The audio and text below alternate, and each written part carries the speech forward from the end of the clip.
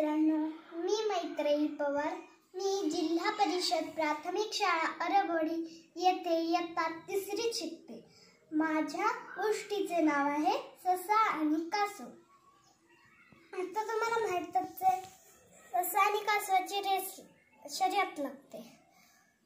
ससा मध्येच झोपी गेल्यामुळे तो शर्यत हरतो. कासव हळूहळू पण न थांबता चालल्यामुळे कासव शर्यत जिंकतो. आता ससा आणि कासव भाग 2. आता पुन्हा ससा आणि कासवाची शर्यत लागते. ससा न थांबता धावतो, वेगाने आणि न थांबता धावतो म्हणून तो शर्यत जिंकतो. कासव न थांबता पण हळूहळू चालतो म्हणून कासव शर्यत हरतो. आता तर माझी खरी गोष्ट सुरू झाली आहे मित्रांनो. ससा आणि कासव भाग 3. आता कासव सशाकडे जातो आणि सशाला म्हणतो, आपण पुन्हा एकदा शर्यत लावूया. ससा म्हणतो, चालतंय की.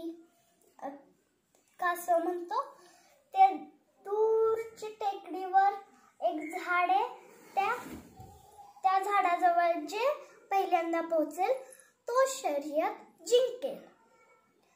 ससा म्हणतो, चालेल की. कासव म्हणतो, पण माझी एक अट आहे. ससा म्हणतो, काय? कासव म्हणतो, आपण टेकडीच्या मागच्या बाजूने शर्यत लावायची. ससा म्हणतो, चालेल की. दुसऱ्या दिवशी त्यांची शर्यत लागते. 1, 2, साडे माडे 3. तुम्हाला तर माहीतच आहे. कासव तुरू तुरू हळू हळू, ससा टुन उड्या मारत वेगाने धावत असतो. ससा गपकन थांबतो. बघतो तर काय, मोठीच्या मोठी नदी.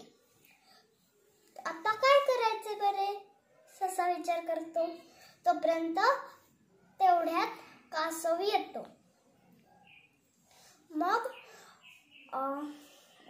सशाकडे बघून कासव खुदकन मनातल्या मनात हसतं आणि नदीत उडी मारतं आणि सशाकडे वळून म्हणतं, ससे दादा बस माझ्या पाठीवर. ससा पण त्या कासवाच्या पाठीवर बसतो.